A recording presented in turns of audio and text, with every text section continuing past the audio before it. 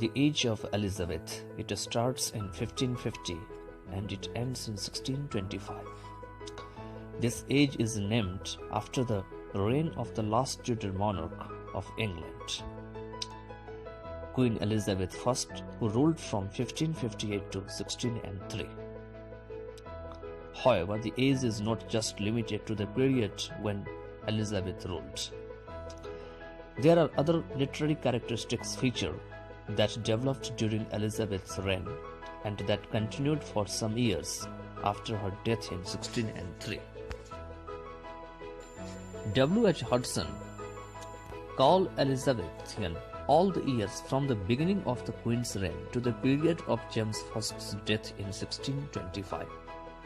However, the period of James' reign from 1603 to 1625 is sometimes taken as a different period, and it is also called the Jacobean period.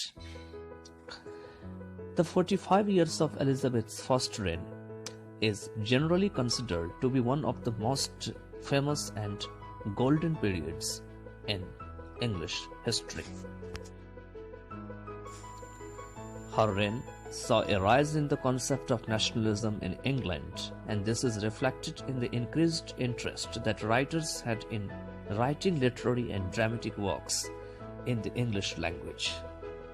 As a result of that, Elizabethan England saw a significant growth in cultural developments.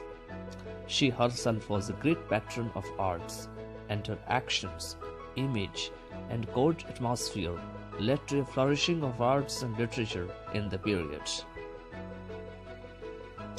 It was the same age when England made significant advances in the realm of navigation and exploration. That navigation and exploration starts with the colonization of the Americas with Walter Raleigh's excursions to the Atlantic shore and establishment of Roanoke colony.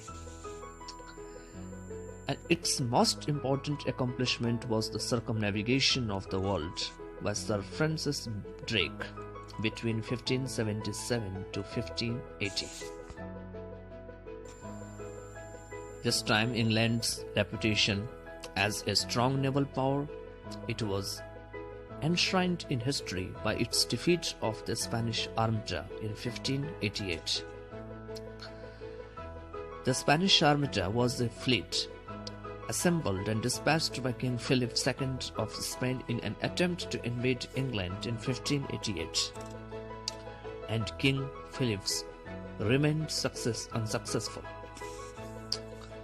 Queen Elizabeth I of England held the defeat of the Armada as one of her greatest achievements, assisting the decline of the Spanish Empire. And by the turn of the century, England came at the forefront of international trade and the race of colonization. There are other most characteristic features of the age. That was the comparative religious tolerance, social contentment, intellectual liberty, unbounded patriotism, and peace at home and abroad. This age also appealed to the imagination and the intellect, and literature naturally turned to the drama and brought it rapidly to the highest stage of its development.